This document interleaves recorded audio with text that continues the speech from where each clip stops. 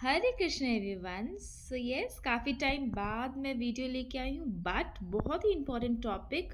सो recently मेरे comment section में एक यूट्यूब फ्रेंड ने मैसेज किया, my experience as a teacher and is it worth choosing BEd over PhD. So ये topic मुझे काफ़ी इंटरेस्टिंग लगा, प्लस ये बहुत ही रिलेटेबल लगा।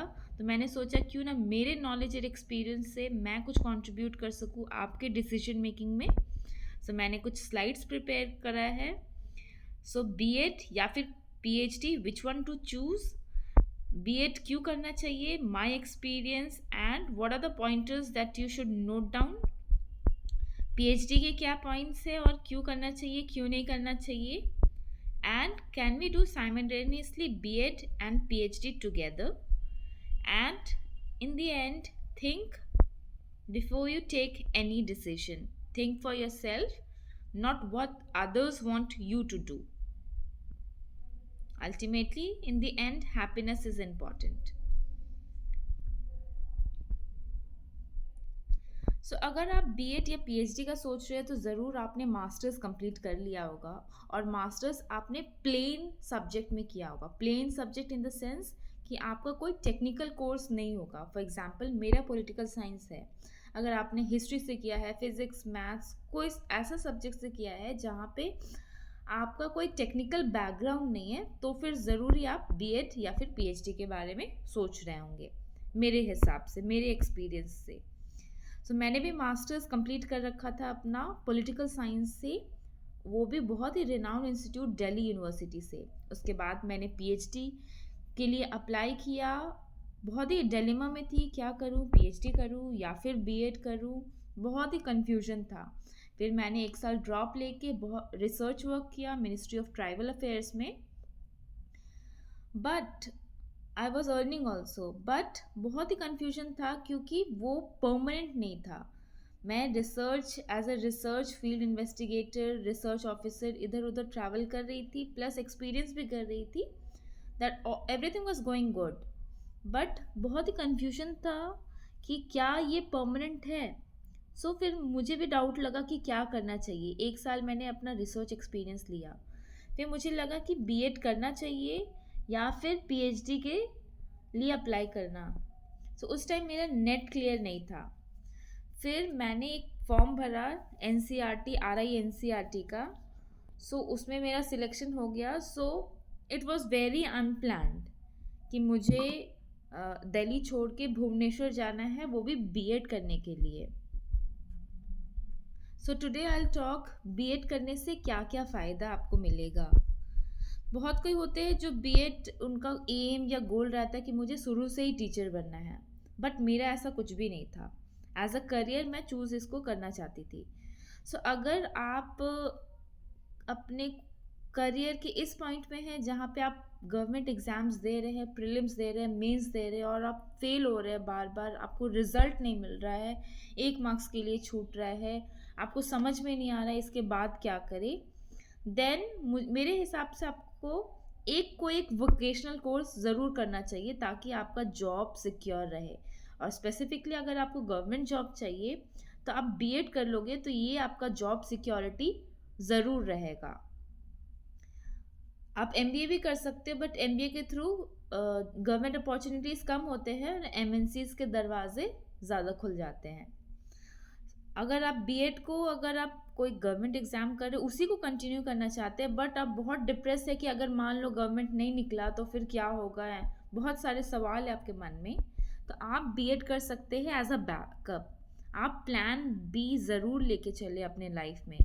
प्लस मैं एक ये भी बात कहना चाहूँगी, अगर आपने मास्टर्स कर रखा है तो बाय 2030 ये 2 ईयर बीएड कोर्स रहने वाला है। इसके बाद 2 ईयर बीएड कोर्स हट जाएगा और एनईपी के थ्रू 4 ईयर इंटीग्रेटेड कोर्स जो कि 12th के बाद आप परस्यू कर सकते हो, वही इम्प्लीमेंट होगा।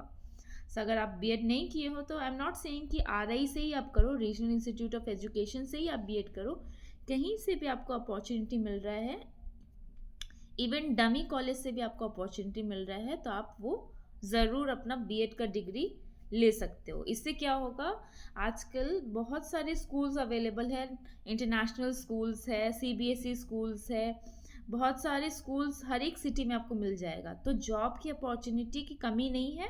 प्लस अल्टीमेटली हमारा विजन गवर्नमेंट सेक्टर में ही होगा, तो गवर्नमेंट अपॉर्चुनिटीज़ भी फ्रीक्वेंटली नहीं आते, बट हाँ टाइम टाइम से कभी स्टेट गवर्नमेंट्स के वैकेंसीज आते हैं, कभी केंद्रीय विद्यालय, नवोदय विद्यालय, EMRS, DSSS, बहुत सारे वैकेंसीज, आर्मी पब्लिक स्कूल, सैनिक पब्लिक स्कूल, बहुत सारे वैकेंसीज आते रहते हैं स्कूल्स में।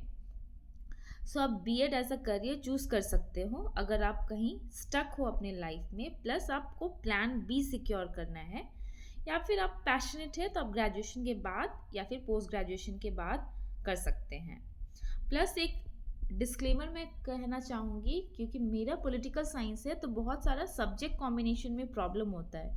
अगर आप ग्रेजुएशन इकोनॉमिक्स, पॉलिटिकल साइंस या फिर कुछ ऐसा सब्जेक्ट से किए हो, वो एक्सेप्शन है, वो मैं किसी और वीडियो में आपको शेयर कर दूंगी। आप गूगल्स में सर्च भी कर सकते हो, गूगल में इस टॉपिक में सब्जेक्ट कॉम्बिनेशन के बारे में। अब आते हैं पीएचडी। सो पीएचडी आपको करना है अगर really you are very passionate, आपको रिसर्च करना है, आपको बुक्स पढ़ना अच्छा लगता है, different thinkers, authors, scholars, you are really updated with your knowledge, then I think you should go for PhD. Plus अगर आपका नेट एंड JRF है, दैट इज़ मस्ट, क्योंकि अल्टीमेटली अगर आप PhD परस्यू करना स्टार्ट कर देते हो तो एक लेवल आपका एज हो जाता है। उसके बाद अगर आप फाइनेंशियली इंडिपेंडेंट नहीं हो तो बहुत सेल्फ डाउट होने लगता है अपने मन में कि whether I am doing it right और रॉन्ग। फिर मैं अभी फाइनेंशियली इंडिपेंडेंट नहीं हूँ, फैमिली पे बर्डन नहीं होना चाहती हूँ। बट यहाँ पे मैं कुछ एक्सेप्शन भी बोलना चाहती हूँ कि फैमिली भी बहुत सपोर्ट करती हो, दैट इज़ एक्सेप्शनल। बट अगर आपको फाइनेंशियल इंडिपेंडेंस चाहिए तो फिर आप नेट JRF ज़रूर करके PhD करें, ताकि आपको फेलोशिप और स्कॉलरशिप मिलता रहे आपके एक्सपेंसेस के लिए। And if you have time and patience then you should go for PhD, because PhD wants patience, and in the end अगर आप PhD कंप्लीट भी कर लेते हो फिर उसके बाद भी आपको गवर्नमेंट सेक्टर में जाना है तो you have to hunt for jobs. ऐसा नहीं है कि आप PhD कर लिए तो आपके पास कॉलेज आएंगी इंटरव्यूज़ के लिए। You have to go to different colleges and उसके लिए भी बहुत ज़्यादा कॉम्पिटिशन है। So before, if you are not prepared for this long journey, I think you should choose and secure your job in some other field too। एक backup plan बना के आप रखें। So can we do both of them simultaneously? नहीं, मेरे हिसाब से आप पहले बीएड कंप्लीट कर ले, फिर उसके बाद अगर आपको गवर्नमेंट में अपॉर्चुनिटी मिल जाता है तो ठीक है, नहीं तो प्राइवेट में आप एक्सपीरियंस ले, फिर उसके बाद आप सोचें कि whether this field is for you और नॉट। बिकॉज आजकल टीचिंग जॉब थोड़ा स्कूल्स में थोड़ा चैलेंजिंग हो गया। मैं पास्ट वन सेशन के एक्सपीरियंस से बोलती हूँ, क्योंकि आजकल ट्रेंड चेंज हो गया है, तो students their behavioural changes and बहुत सारे फैक्टर्स हैं, आप जब ज्वाइन करोगे तभी पता चलेगा। बट इन द एंड आप फाइनेंशियली इंडिपेंडेंट रहोगे तो ये आपको सेल्फ सेटिस्फैक्शन देगा। एंड जहाँ पे भी आप स्टक हो लाइफ में, आपको ज़रूर एक सोल्यूशन मिलेगा। So overall, I would like to say, think before you take any decision। and अगर आपको financial independence चाहिए, you want to be happy, you want to rewire again, then take a break, take a pause, think what is right for you and then go ahead।